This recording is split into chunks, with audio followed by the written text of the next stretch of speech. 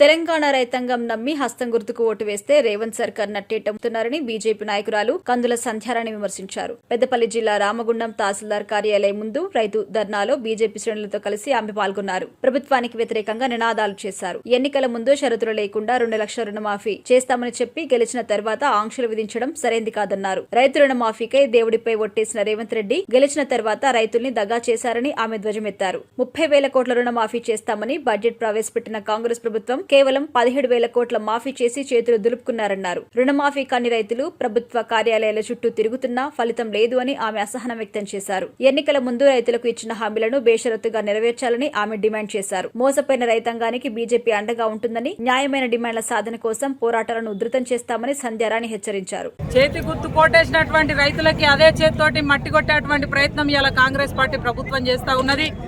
మరి ఆనాడు ఏదైతే బేషరతుగా ఎలాంటి ఆంక్షలు లేకుండా 2 లక్షల లోపు రుణమాఫీ చేస్తామని చెప్పినటువంటి రేవంత్ రెడ్డి తెలంగాణ రాష్ట్ర సీఎం ఇవాళ ఆ మాటల్ని విస్మరించి ఇవాళ రైతులని అరిగోస పెడతా ఉన్నారు.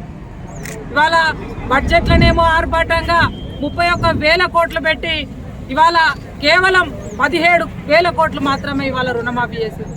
దానికి కూడా లెక్కలు లేవు.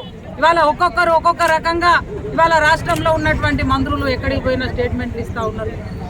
ఇవాళ రైతులకు ఇచ్చినటువంటి హామీలను విస్మరించి ఇవాళ రైతులు ఆఫీసుల చుట్టూ, కార్యాలయాల చుట్టూ, అధికారుల చుట్టూ, బ్యాంకుల చుట్టూ ఇవాళ చెప్పులు అడిగేటట్టుగా ఇవాళ రైతులు తిరుగుతూ ఉన్నారు. కాబట్టి ఈ సందర్భంగా భారతీయ జనతా పార్టీగా మేము డిమాండ్ చేస్తూ ఉన్నాము. ఏదైతే దేవుడి నెత్తి మీద చేయబెట్టి సీఎం రేవంత్ రెడ్డి రైతులకి రుణమాఫీ 2 లక్షల లోపు చేస్తామన్నారో ఆ మాట కట్టుబడి 100కు 100% చేయాల్సినటువంటి అవసరం ఉంది. లేకపోతే రైతుల పక్షాన నిలబడి భారతీయ జనతా పార్టీ ఎలాంటి పోరాటానికైనా సిద్ధంగా ఉందని చెప్పి